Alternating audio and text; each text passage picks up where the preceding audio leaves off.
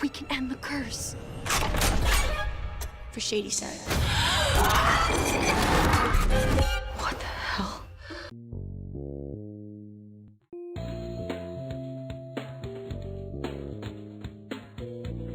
So Fear Street has finally come to a close, at least for now, right?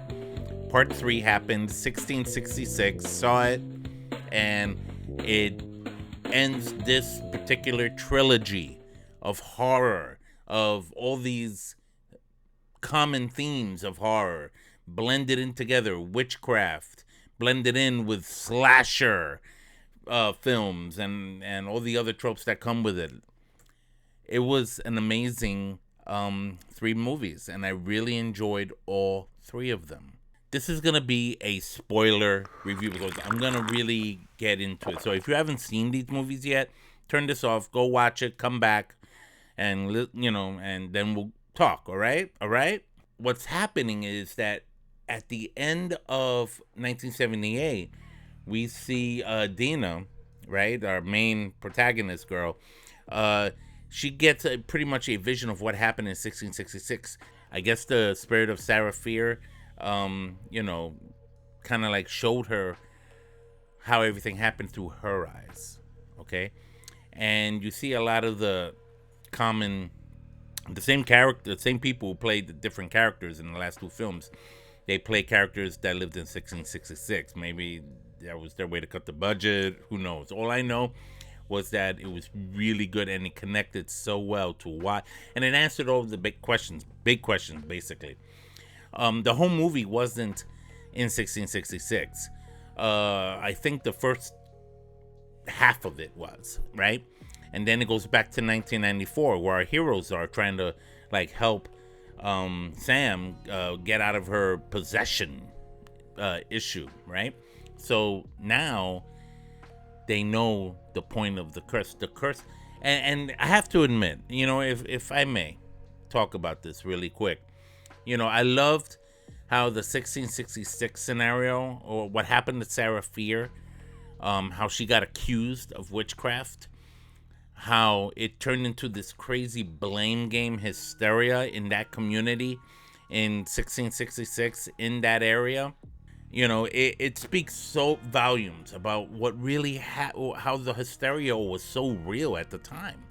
In the late 1600s, that was commonplace for at that time period, particularly in the areas of Salem.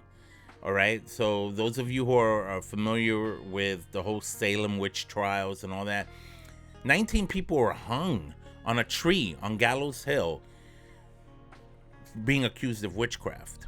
And they, for all intents and purposes, were not really witches. There was a fear, and fear is what gripped the town. And fear can turn, and like Yoda says, turn into hate, anger, suffering, all that stuff, right? Fear is a dangerous weapon that, if not put down, puts you down. And that's what happened to Sarah Fear. She got accused of witchcraft. Something terrible happened in the main meeting hall, and this guy named Solomon looked like he was gonna be there for Sarah, but he ended up becoming the main bad guy. Believe it or not, he was the witch, not Sarah. He had so much to lose, apparently, so he made that deal with the devil, that he set up a spell using this book. We've seen this book already. Okay, we saw it in 1978, particularly in the 1978 film that the nurse was holding in the cabin, in the day camp, and he used this book to summon the devil or whatever. He used all these names, that are used biblically, right, in the Bible, as other names for Satan, like like Baal and Moloch and and Beelzebub and stuff like that. Him and his descendants would have unlimited power and control of this town forever, okay? If he made the sacrifice, if he put a spell that would possess people, and that those people would end up killing, doing these mass murder sprees, throughout the centuries in the name of, whatever, the devil, I guess. And he would in turn, because he sold his soul to the devil that way, he would in turn not only be prosperous, but his descendants would be too. He is the direct descendant of Nick Good, the sheriff, okay, of the town. And when we all realized that, we realized, and especially Dina, when she snapped out of their vision of 1666, that Nick Good was not good. He was evil. He was part of a long line, a succession of devil worshippers who would every several years or so provoke and conjure up the evil from within to kill, and they would randomly pick somebody in the town to become possessed and taken, and their names will be engraved on the stone. We see again the underground caverns that we saw in 1978, and what that was an altar devoted to this big blubbing massive goo. I'm like, how is that the devil? It reminded me of John Carpenter's Prince of Darkness. I looked at the green goo in the glass and I was like, how is that the devil? But whatever, fine. So what happened was they ended up plotting. Dina and her brother Josh and Ziggy, all grown up, played by another person. I think it's Jillian Jacobs is the name of the actress. And they get together, they join forces to put an end to the curse once and for all, to put an end to it. And they realize the only way to do that is to kill Sheriff Good. You kill Good, the curse breaks. What I liked about this was that we see Sarah Fier, really see her, in many different parts. We see her as she really looked. In the in the 1666, you see Dina kind of like taking on Sarah Fier's person. So you see Dina, but it's not Dina, it's Sarah Fier. But as she was about to be hung, you saw Sarah's face telling Solomon that she would forever haunt him, she would forever follow him, all the way into the end of this. This wasn't gonna end. She basically told him that she would be out for him even after she died. And she was right. It was such an incredible, the climax of the movie was crazy. Like, all the killers came out from all times, right? We got the skeleton dude that came out in 1994. We got back this guy from 1978. Then we got the other killers, the little kid with the bat and the messed up face. And of course we had Ruby.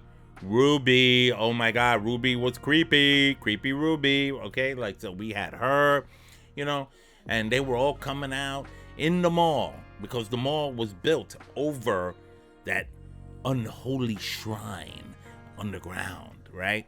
I enjoyed how they connected real historical ideas like the Salem witch trials and incorporated it in the form of a curse in this particular story that produced all these serial killers throughout all of history. Serial killers that carried the tropes of all the films that we are so familiar with, like Halloween, like Friday the 13th, like Scream, even Carrie. Carrie was mentioned a lot of times in this, so there's so many things to pick and choose from. In these three films, you can see all three of them together as one collective, like, I don't know, Lord of the Rings, that kind of thing. And it works. There's a consistent flow through the storyline. There's no what ifs. And wait a minute, that doesn't make sense. Like, I'm sure there are some stuff there that I haven't picked up on yet. But for all intensive purposes, this was a well-made trilogy of horror. I'm going to give the entire series, including 1666, 4 coffee cups as well. Okay? The whole saga, to me, is a 4 coffee cup a reward. Great brew, great taste. If you haven't seen this movie yet, and I well, then that would suck because I just pretty much gave away everything, right? But if you did, I want to hear what you have to say.